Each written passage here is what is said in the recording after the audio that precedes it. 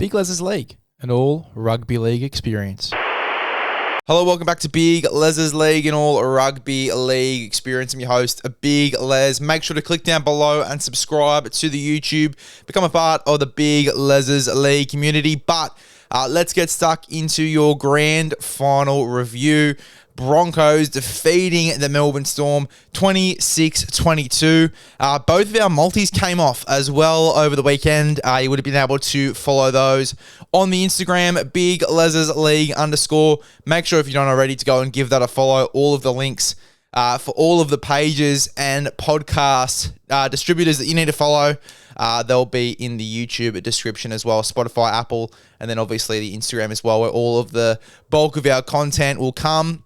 But yeah, look, Broncos getting the job done in some pretty amazing fashion. For the Broncos to get the job done without their halves as well, for Hunt and Renault to go down, the defensive resilience of this side, Mam and Walsh, we'll get it to it in a second, but amazing game of footy. It's probably better, reflecting now, probably better than that 2023 grand final with what Penrith were able to do coming from behind. The Broncos were able to do it in pretty similar fashion here, obviously down 22-12 at halftime. They come back 26-22 and get the job done. The Storm did not score a point in that second half. Crazy stuff from the Brisbane Broncos. Their defense, but their attack as well, was outstanding throughout this entire contest. And there were no tries after the 57th minute as well. So it was pretty much neck and neck, and it was a big defensive battle late in that second half. But let's get stuck into it. Plenty to break down here. We'll start off with the champs, the Brizzy Broncos. The first guy I actually want to touch on is Madge Maguire and his coaching career. Have a little, stick into this, right? So Madge Maguire, Wigan Warriors. He ends their 12-year premiership drought and wins a comp for Wigan Warriors. South Sydney, he ends a 43-year drought to get them their premiership as well for the Rabbitohs. The Kiwis, he gets a 30-point winning record over Australia for the Kiwis, obviously in the Pacific Championships.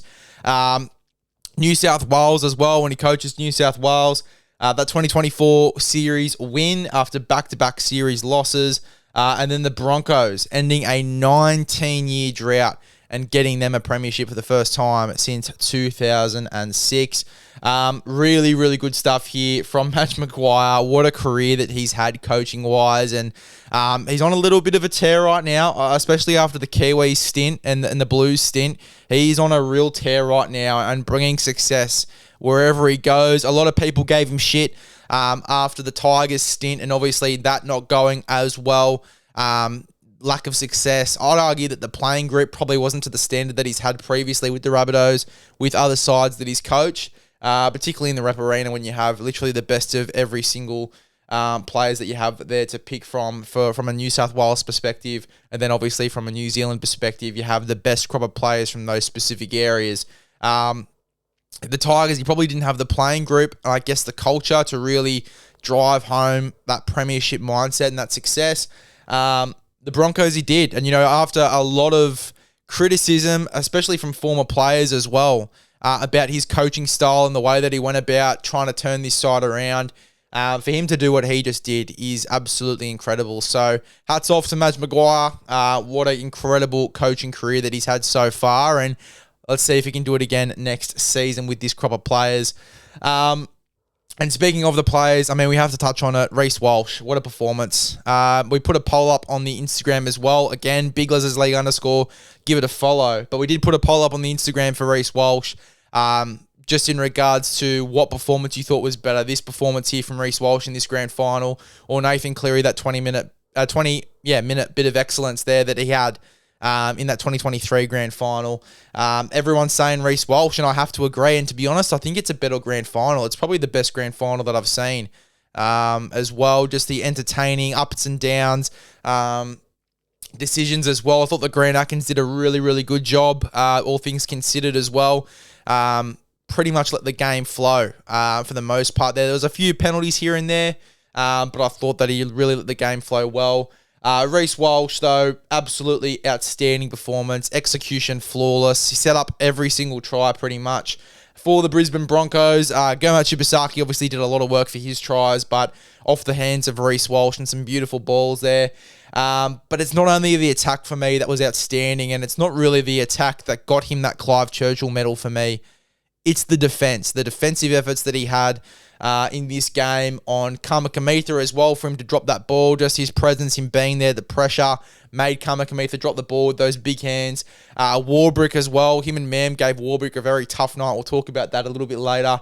And Ryan Papenhuyzen obviously tracking him down and making the right call to make the tackle on him before he got the ball away to a big, raging Eli Katoa, who had a really good game himself. And we'll talk about that when we talk about Melbourne. But certainly that Clive Churchill medal for Reece Walsh was deserved. He was absolutely outstanding, attacking-wise and defensively, making the big plays with his hands, and then defensively as well, outstanding. 14 tackle busts as well by the end of the game. He was phenomenal in this one. And if they don't have Reece Walsh, they don't win this game. If they don't have Reece Walsh, they probably don't even make finals. Ever since that toilet incident, he's been undefeated. So obviously that must be working out for him quite well. But terrific season from Reece Walsh. Back end of the year was exceptional. And especially as well, just this little blitz of brilliance that we've seen throughout this final series from him. As I said, they don't make finals without Reece Walsh. They certainly don't get to a grand final without Reece Walsh. They don't win this game without Reece Walsh either. His impact was undeniable. And, you know, I was watching the game with my dad and my uncle and my younger brother as well. I think we were all pretty much in agreement that Reece Walsh was deserving of that Clive Churchill medal. And I don't think that there was anyone that was really going to be close to getting that off him either. I guess the closest that was going to get it off him was Ezra Mam. Unbelievable performance. You know, he's had a real ride this year. Everything that happened at the start of the year, deservedly suspended. A lot of people were coming out before this game and saying that he shouldn't be playing in a grand final. Obviously, a lot of people have their views on the incident. You know, I'm definitely in agreement that maybe there should have been a harsher penalty given to Ezra Mam. But at the end of the day, the penalty was given by the NRL. He served his time that was given by the NRL, the suspension that was given to him by the NRL. He came back and he played good footy. You know, obviously he was out with that hamstring injury as well. It looked like it was going to hamper him on his return. But, you know, as soon as Renault went off, he flicked a switch. He just went absolutely berserk. Defensively as well, he made it his mission. It was almost like a personal battle between him and Warbrick, and absolutely made it his mission to shut him down. Really good performance from Ezra Mam in this one. More so defensively for me. I loved his defensive movements. He saved a lot of tries. We're going to talk about Reece Walsh and all the tries that he saved one-on-one. Ezra Mam saved a fair few tries as well, but just with one-on-one tackles with Will Warbrick, and obviously there was that big tackle that was a penalty there. The flush contact with him hitting him late, but Ezra Mam was outstanding. Really loved his performance. I don't think they win this game without Ezra Mam also. I think that his second half impact was a big reason as to why they won this game as well. Gurmat Shibasaki and Dean Mariner for me were two that I was definitely impressed with. Just their play ones and twos coming out of yardage. Again, they probably don't win the game without that impact, especially with how Melbourne were kicking them into corners and were really trying to put a lot of defensive pressure on them coming out of their own end, particularly in that first half. Shibasaki and Mariner had a noticeable impact getting this side out of their own end, 200 metres each respectfully. You know, I think that Shiba earned his Australian jersey. It looks like he'll be playing for the Kangaroos. He was picked over Bradman Best, and rightfully so. He's had a great season, played Origin this year. Great story. I mean, a guy that was playing Japanese rugby only 2 years ago, got that train and trial opportunity with South Sydney as well for the Townsville Blackhawks, and then obviously gets an opportunity as well with the Broncos on a train and trial, and absolutely killed it. And now he's going to be playing for the Kangaroos. Like, this is absolutely insane stuff that we're witnessing here. Massive turnaround for Gurmat Shibasaki. He even had that thing as well, you know, at the back end of this year with the alcohol. But yeah, Gurmat Shibasaki, what he's been able to do this year, outstanding player, outstanding story. A guy that nearly gave it away, and he comes back from Japanese rugby and plays some pretty outstanding football and is arguably one of the informed centres in the competition. So congratulations to Gurmat Shibasaki, winning a premiership after coming back and not having a contract full-time. Mariner as well, had to fight his way into this side, played in there over the likes of Selwyn Cobbo as well, who he forced his way into this side. Over Jesse Arthurs as well. He was a mainstay in this team. Fights his way into this team, earns that spot. He was the scapegoat for a little bit there, the guy that was missing out for the likes of Jesse Arthurs, for the likes of Cobbo at stages. But it is the man in Mariner that keeps his spot, that gets the spot in the grand final and absolutely blows it out of the park. And I think it's going to be very hard to take him out of that jersey next season. We move through to the forward pack. It's very easy for a lot of other podcasts and, a lot of other people to go straight to Paddy Carrigan and Payne Haas. For me, I think the big impact came from when Willison and Hetherington, these two came off the bench. They were outstanding. Willison and Hetherington, the unsung heroes of this grand final, in my opinion. Solid impact in their stints. Both played about 40 minutes each. Payne Haas didn't play too many minutes in this one. He played 80 minutes the week before. Seemed a little bit fatigued coming into this game. Definitely his second stint was better than his first, but the 40-minute odd stints from Willison and from Hetherington were outstanding. Both of these guys making a noticeable impact on this game. They were phenomenal. Haas was good, as I said, in his second stint. Really made an impact there and closed out the last section of that game. And Paddy Carrigan played 80 minutes, 47 tackles, only one miss.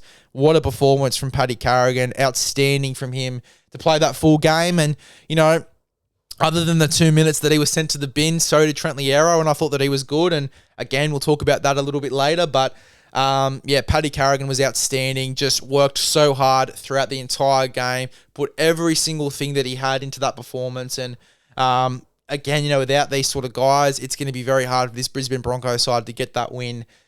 So great from Willison and Hetherington to sort of etch their way into that side. Hetherington's obviously off to the Manly Seagulls next year. So congratulations to him on getting that contract. He's going to go very well there. But both of those guys, extremely solid for the Brisbane Broncos. A really, really strong performance from Kobe Hetherington and Xavier Willison. To win without Hunt and Renault, we said it at the start, massive to win without those two guys. Both of them coming off the field. Obviously, Hunt a little bit later in the game with that concussion, but Renault obviously looked like he'd done his Achilles or something. He comes off and they still get the job done. Their halves pairing to finish this game was Tyson Smoothie and Ezra Mam, and they still managed to get the job done. And it was all off the back of their defense and that mindset that they had ingrained in themselves all year, the hard work that they'd put in all year, and they still get the job done. Terrific, terrific performance by the Brisbane Broncos. Let's get stuck in to the Melbourne Storm, who had a great first half. You would have thought that after this first half, leading into halftime, 22-12 up, that they had learnt the lessons of last year and had really strung home a really good mindset coming into this game. The preparation looked good. They looked like they were peaking at the right time. They looked like they were going to run away with it too. Warbrick was looking like he was going to have an absolute blinder, and Brisbane put them to bed with their defence. Their defence, resilience, and their attack blew Melbourne off the park and really shook them. And then Melbourne just made too many errors in the second half. They were very close to a 90-odd% completion rate in that first half leading into half-time. Goes down to 80 by the end of the game. So you could tell the impact that Brisbane's defensive mindset, but also their attack as well, just absolutely blew Melbourne off the park in this one in the second half. Coates and Warbrick, Coates was taken out of the game pretty much, and again, they didn't kick to him. They didn't kick to him at all on last tackle. It was a very good play of theirs. They kicked to Coates on last tackle, and it's pretty much unstoppable. 9 times out of 10, Coates is scoring a try when you kick over to that left-hand corner. They didn't do it once again in this game, and it sort of leaves you scratching your head like, it worked so well before. Why move away from that now as you lead into the finals? It just didn't make any sense. But they didn't go to that play again. They pretty much took Coates out of the game respectfully. Had some really nice carries out of yardage, but for the most part, they defended him very well. Warbrick got smoked in that second half. Warbrick was looking like he was going to have a huge game in the first half. In the second half, Mam and Walsh did an incredible job on Will Warbrick and pretty much took him out of the game. And, for someone that ran for 200 metres and scored a try, you can't really say that he was taken out of the game, but he was. In the second half, he was taken out of the game. Could not score a try. Every time that he got the ball in space, he was taken care of by mostly Ezra Mam, but Reece Walsh as well.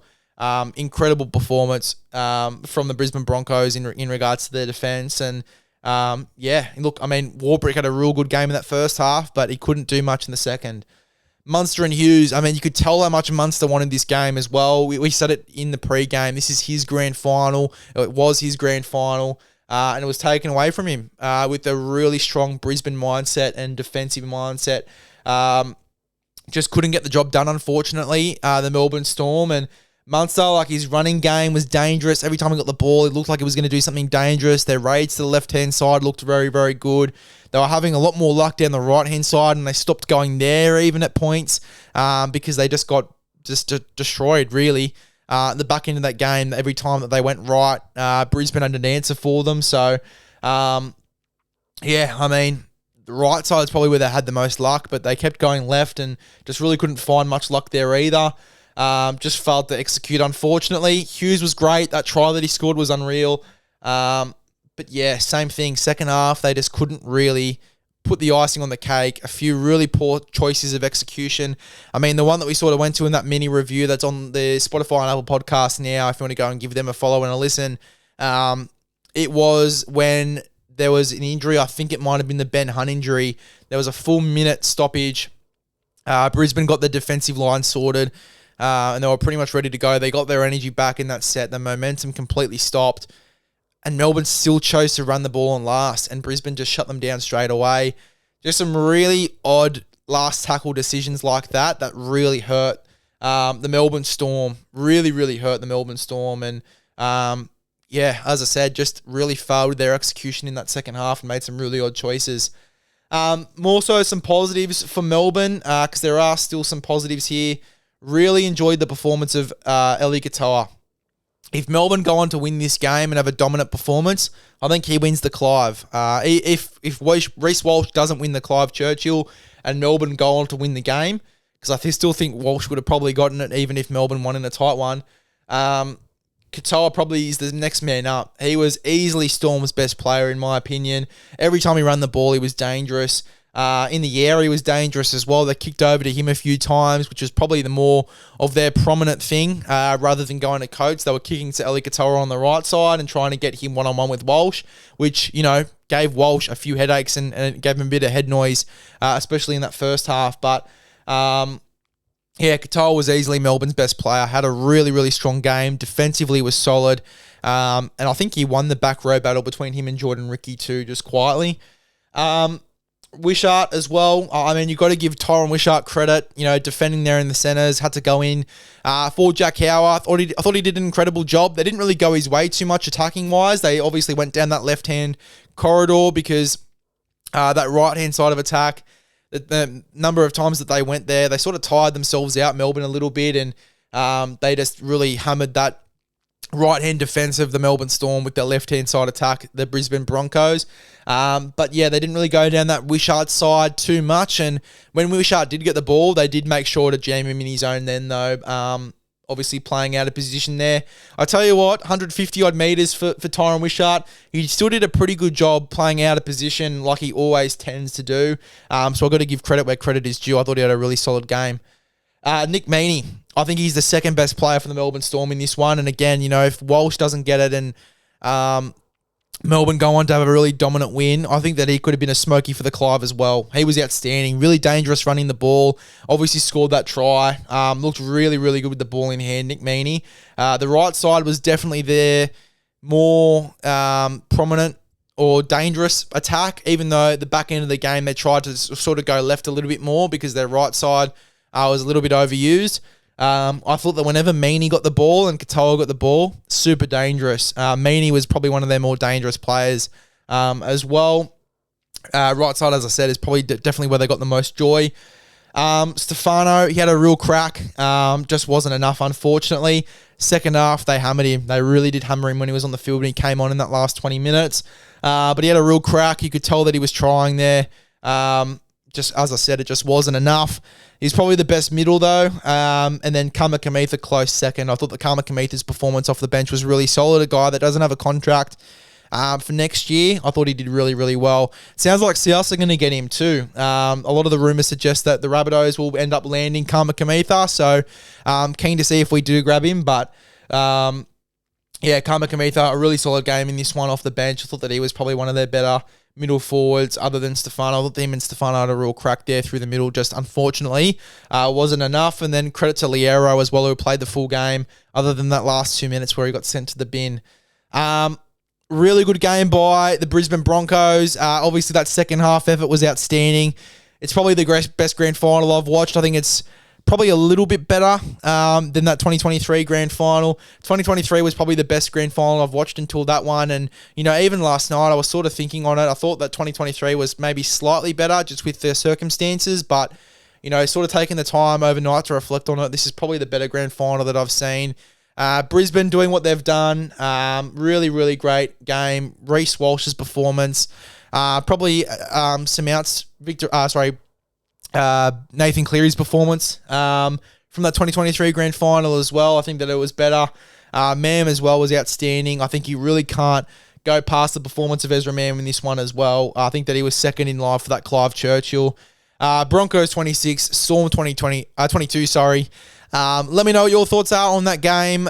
Really, really good performance here by the Brisbane Broncos. Let me know your thoughts in the comments section below. Anything that I've missed, let me know about it. Obviously, we're going to be reacting to the Aussie side, the Aussie squad that's come out, and then predicting our 17 on the podcast, Spotify, Apple Podcasts. So get stuck into that.